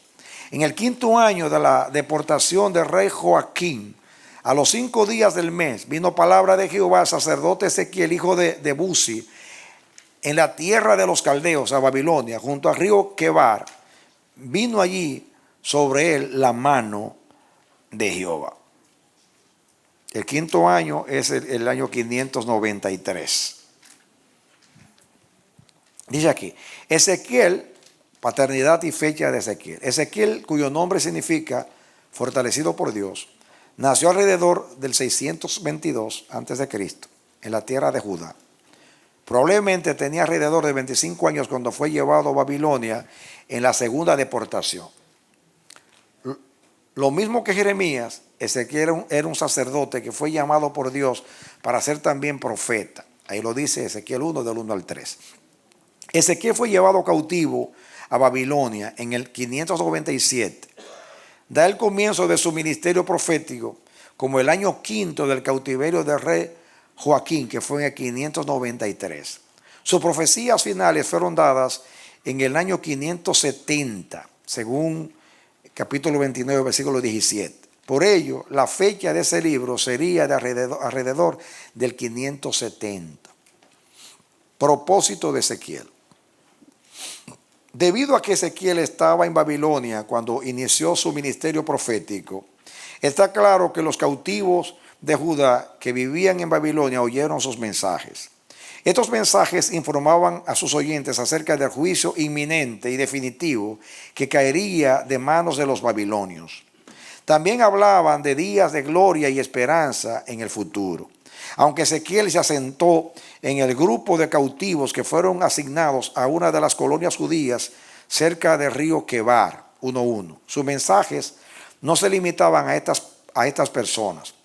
Muchas de sus palabras se dirigían a los judíos que seguían residiendo en Judá y que persistían en su endurecida incredulidad. Ahí habla del bosquejo, que no lo vamos a tratar porque no es necesario. Ustedes lo estudian después. Muy bien, no hay mucho que decir de Ezequiel, es muy conocido por ustedes. Pasemos ahora a lo último. Mira, vamos a terminar. El grupo 4. También estos son profetas muy fáciles y muy conocidos porque vivieron profecías después del exilio. Después del exilio es después que los judíos regresaron a Judá. Está Ageo.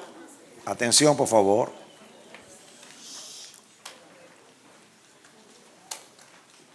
¿Ya tienen el grupo 4 aquí? Muy bien. Profeta Ageo. Fecha 520. Mensaje.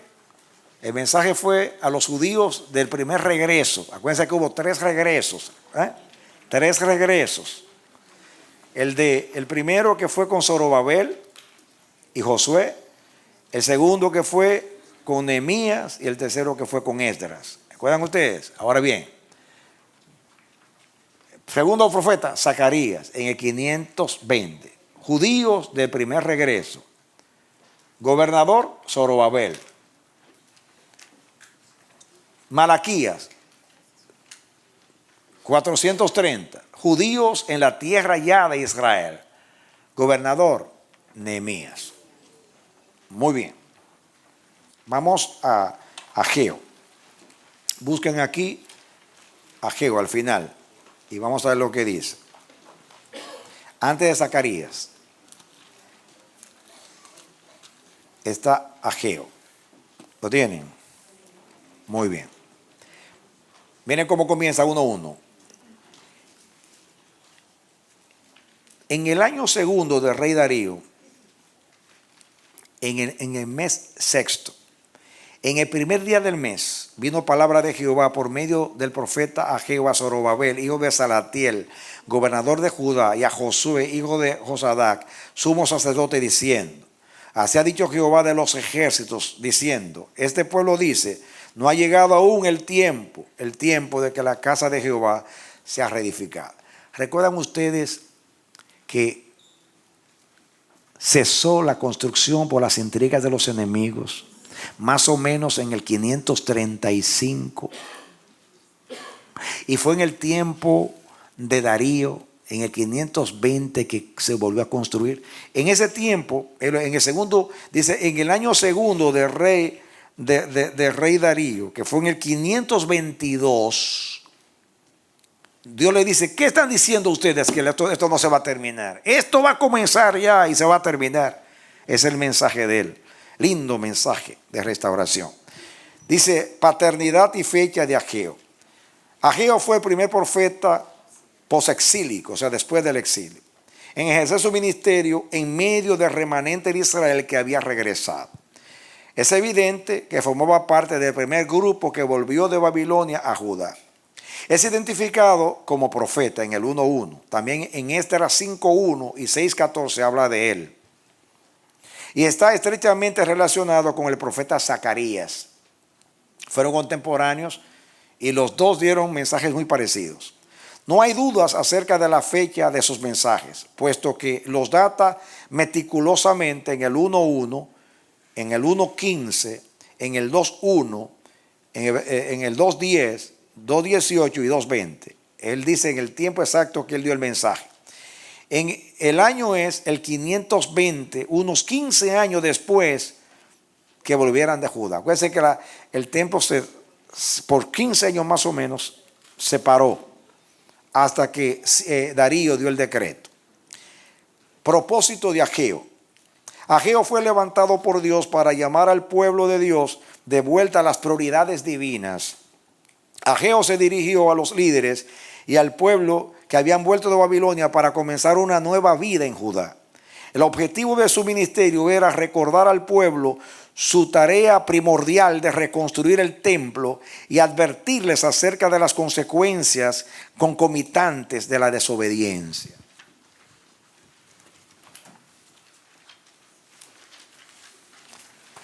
Miremos las consideraciones especiales acerca de Ageo. ¿Lo tienen? El pueblo de Israel había recibido la oportunidad de parte de Ciro, rey de Persia, de volver a su propia tierra y reconstruir el templo del Señor en Jerusalén. Esdras 1, del 1 al 4. Unas 50,000 personas respondieron a la invitación de Ciro y se volvieron a la patria. El proyecto de reconstrucción fue obstaculizado por los enemigos de Israel y pronto se detuvo completamente. Fue en ese contexto que Ageo predicó al pueblo.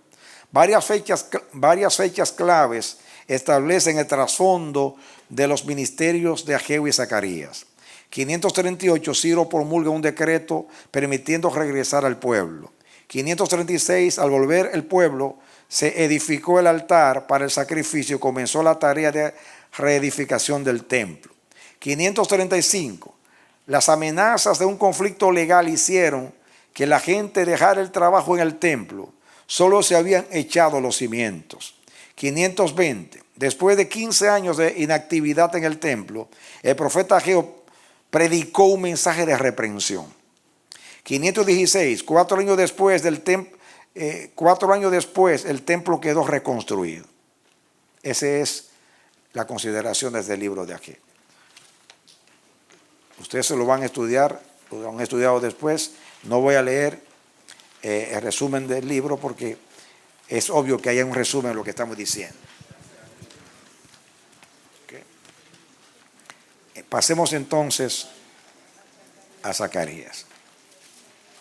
Ahora, miren ustedes aquí, esto es historia, en la página 242, cronología después del exilio.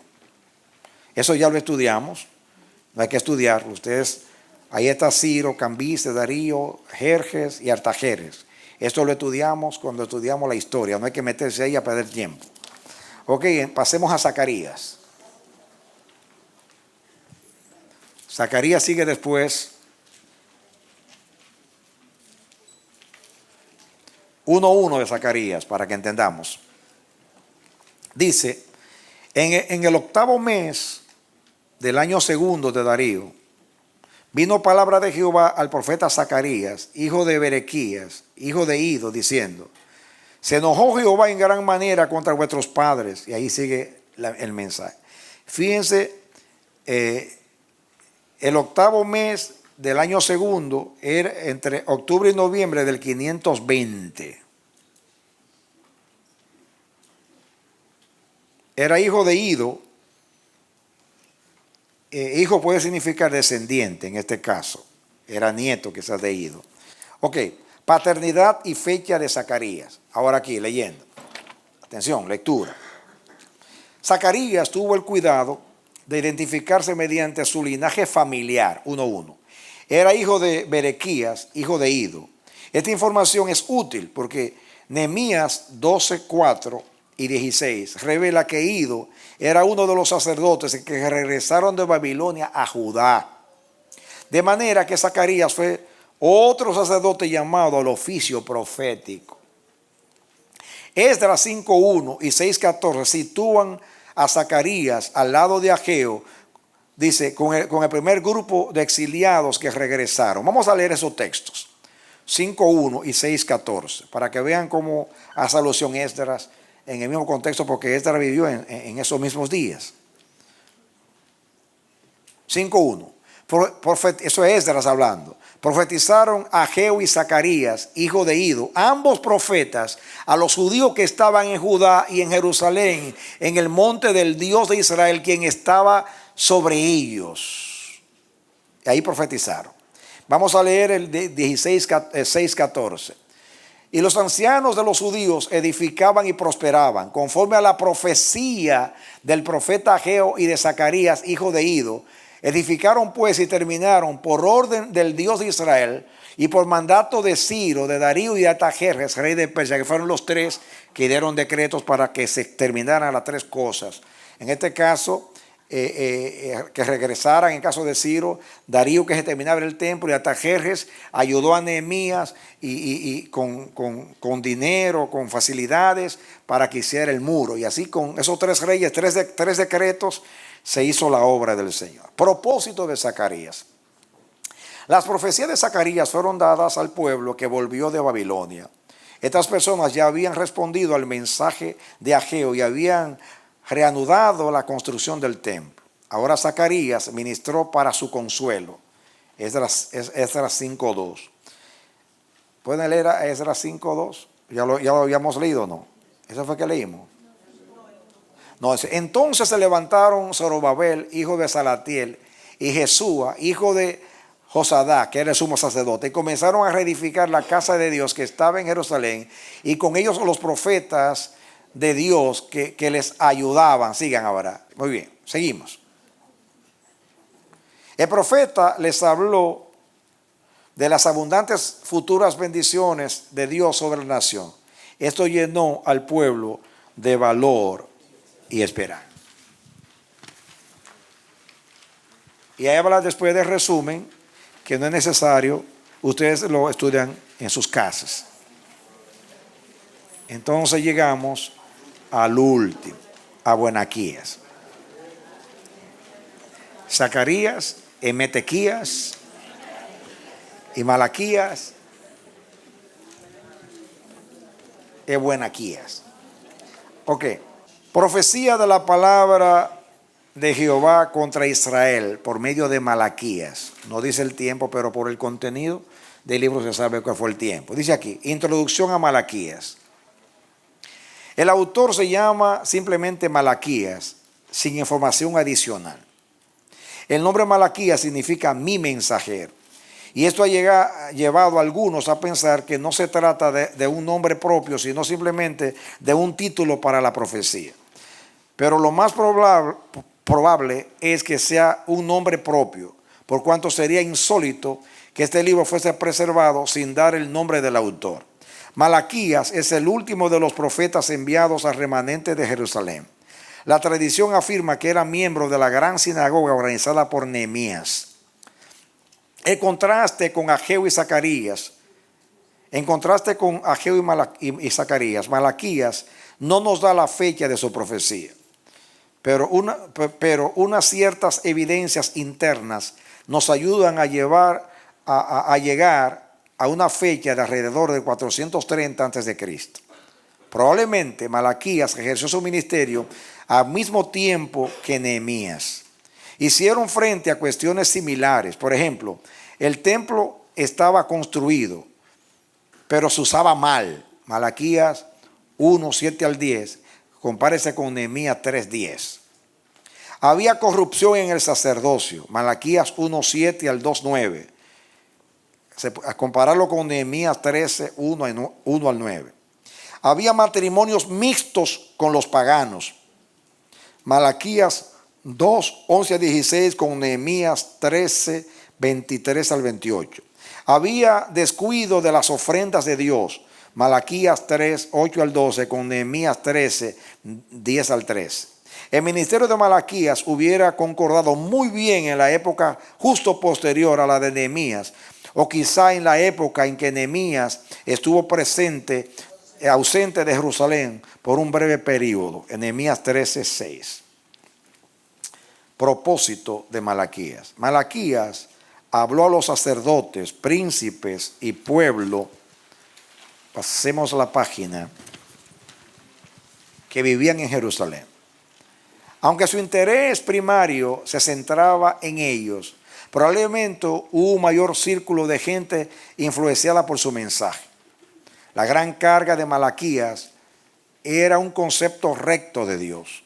Si el pueblo se tomaba en serio a Dios, serían corregidos sus caminos pecaminosos.